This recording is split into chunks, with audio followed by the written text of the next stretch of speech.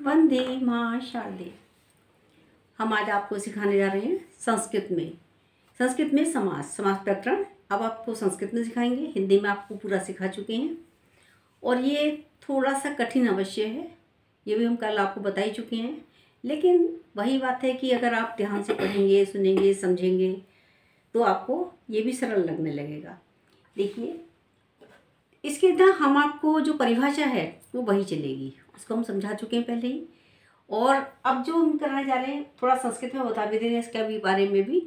और जैसे ही लिखा हुआ है अव्ययभाव समास, पूर्व पर प्रधानो अव्ययी भाव है, वही परिभाषा है इसकी, लेकिन बस संस्कृत में लिखी हुई है कि पूर्व पर प्रधान भी हो और अव्यय भी हो, ये बता चुके हैं हिंदी में। और यही यहाँ पे लिखा हुआ है, पूर्व पद प्रधानो अव्ययी भाव है।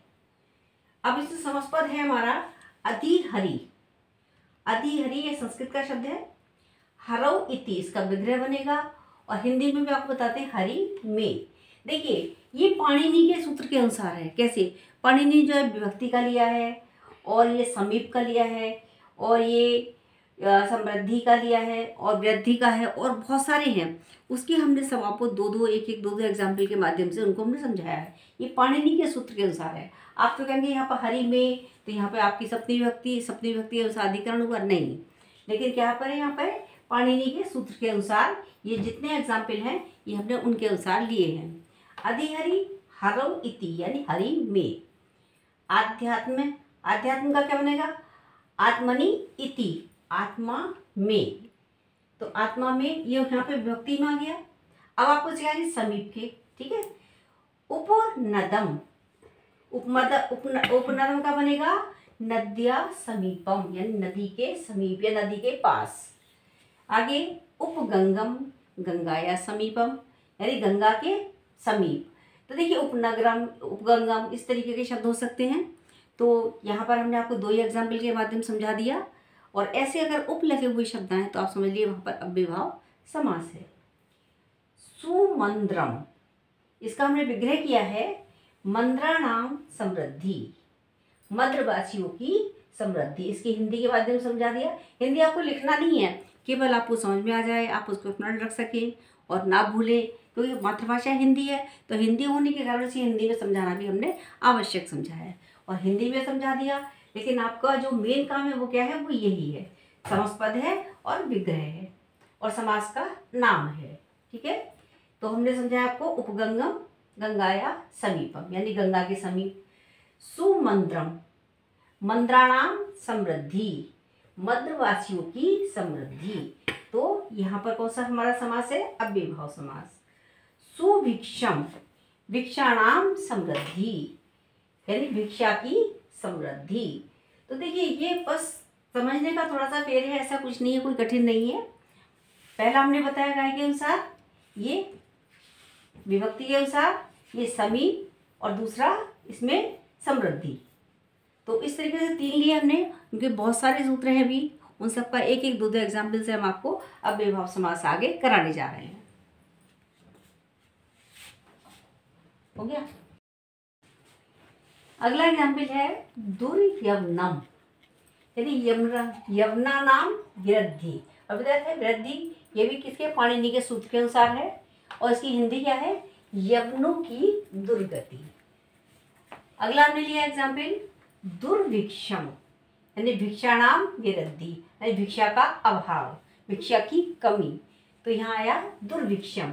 दुर्भिक्ष, वैसे दुर्भिक्ष किसको भी हम कहते हैं, अकाल के लिए में दुर्भिक्ष बोला जाता है, लेकिन यहाँ पर क्या है? भिक्षा का अभाव। दुर्भिक्षम यानी भिक्षाणाम वृद्धि, वृद्धि से बना आपका भिक्षाणाम अभाव और समास हुआ आपका अव्ययी भाव।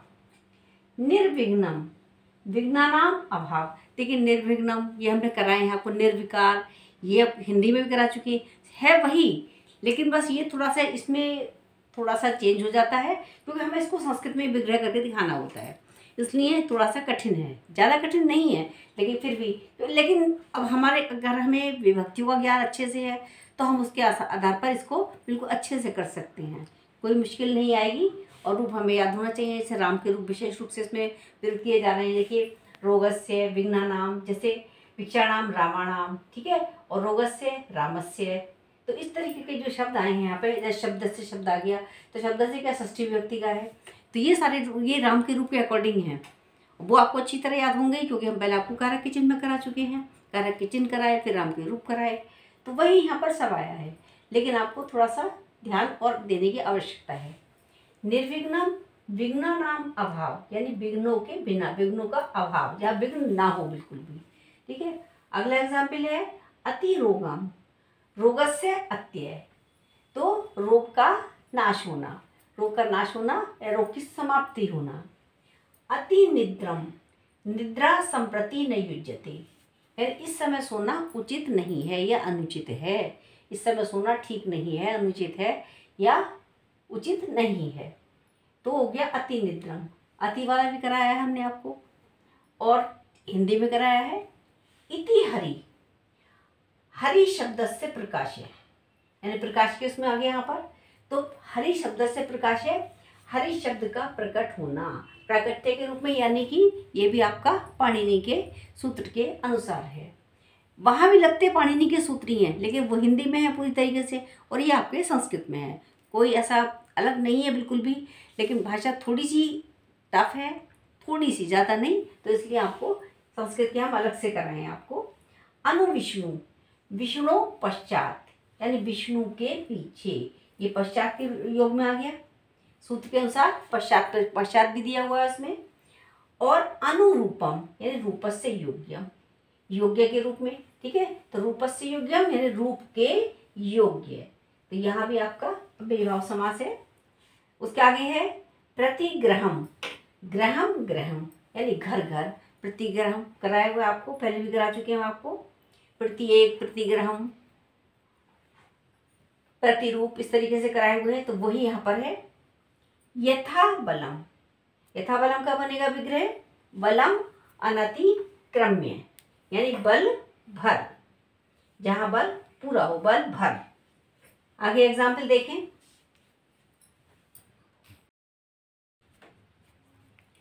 अगला एग्जाम्पल है इसका अव्ययभाव समास का, आनुपूरव्य, आनुपूरव्य यानी इसका एग्जाम्पल हमने लिया है, ये तो हमने आपको सूत्र बताया है पाणिनि के अनुसार, ये थोड़े कठिन थे इसलिए हमने सूत्र लिख दिए हैं, और जो थोड़े इजी थे वो हमने आपको ऐसे ही ओरल समझा दिए हैं।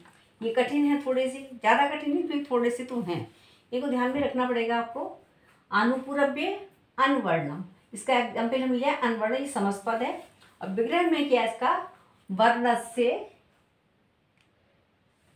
आनुपूरव्येण, वर्णस्य, वर्णस्य माने वर्ण के, आनुपूरव्येण माने क्रम में, यानी वर्ण के क्रम में, तो ये इसकी हिंदी है। और ये हुआ आपका एग्जाम्पल समस्त, ये हुआ विग्रह और वो हुआ आपका हिंदी अर्थ। अगला हमें ये योग पद के अनुसार, जो योग पद है वो भी पाणिनि का सूत्र है, सचक्रम यानी चक्रेण युगपद, योग पद जिसमें योग हो रहा हो, पद में योग हो रहा हो, यानी युग पद हो, ये युग पद के रूप में क्या आएगा, सचक्रम, एग्जाम्पल आपका समस्त पद, और विग्रह है आपका चक्रेण युगपद, चक्र के साथ। अब सादृश्य, सादृश्य बड़ा आसान है, सादृश्य पहले भी थोड़ा सा पढ़ चुके हैं, यहाँ पे हमने आपको सूत्र लिखा नाम लिख दिया, सादृश्य सवर्णम, सदृश्य वर्णेन, सदृश्य माने समान और वर्णेन माने वर्ण के, यानी वर्ण के समान, ये हिंदी है इसकी। हिंदी यहाँ से भी निकल रही है, आप थोड़ा सा ध्यान लगाएंगे, थोड़ा सोचेंगे तो उसके अपने हिंदी आप यहाँ भी निकाल सकते हैं और स्मरण भी रख सकते हैं, भूलेंगे नहीं। संपत्ति, सुछत्रम, एक छत्र, छत्रधारी कौन होते हैं, छत्रधारी होते हैं राजा लोग, राजाओं के सिर पर आप इस तरीके से ऐसा छत्र देखते होंगे लगा होगा। ठीक है, तो वही एग्जाम्पल हमने यहाँ पर दिखाया आपको, सुछत्रम, छत्राणाम संपत्ति, यानी राजाओं की संपत्ति के रूप में, राजाओं की संपत्ति। और अगला एग्जाम्पल हमने लिखा है सकल्प, सकल्प यानी सतृणम, सकल्प सूत्र है आपका, सतृणम पूरा समस्त है, तृणम अपि परित्यज्य यानी तिनकों को बिना छोड़े, तृणम अपि परित्यज्य तिनकों को भी, यानी तिनकों को भी बिना छोड़े, तो इसकी हिंदी है। आगे समझिए मर्यादा, मर्यादा सूत्र के अनुसार हमने लिया है आजीवनम, आजीवनम का हमने विग्रह किया है आजीवनात् यानी जीवन भर। जब अपने हिंदी में समझ चुके हैं तो संस्कृत में समझना इतना कठिन नहीं रहा है। आगे अगला एग्जाम्पल है आपका अंत वचन, यह आपका सूत्र है। और एग्जाम्पल आपका साग्नि, समस्पद है साग्नि, अग्नि ग्रंथ पर्यंतम, यानी अग्नि ग्रंथ तक। तो हो गया आपका इसका हिंदी हो गया अग्नि ग्रंथ तक, और विग्रह क्या हुआ अग्नि ग्रंथ पर्यंतम। देखिए आगे हमने दिए हैं आपके लिए, ये आपके समस्पद हैं और विग्रह हैं। समस्पद क्या है, पारे समुद्रम, समुद्रस्य पारम, सहरि हरे सादृश्यम, अनुकूलम इसका बनेगा कुलस्य योग्यम, परोक्षम अक्षण परम, प्रत्याग्नि अग्नि प्रति, प्रत्यक्षम इसका बनेगा अक्षण है प्रति। आज आपका जो अव्ययभाव समास है इसको हम पूरा करा चुके हैं, और कल हम अगला आपको समास कराने जाएंगे। नेक्स्ट द्विगु समास भी हो सकता है कोई सा भी, जितने 6 समास से कराने हम आपको सभी हैं, तो कोई सा भी समास हम कल लेके आएंगे। और इनको तब तक अच्छे से एक बार ध्यान देंगे, 1 बार 2 बार 3 बार देखेंगे, इसको अच्छे से आपको तैयार हो जाएगा। नमस्कार, धन्यवाद।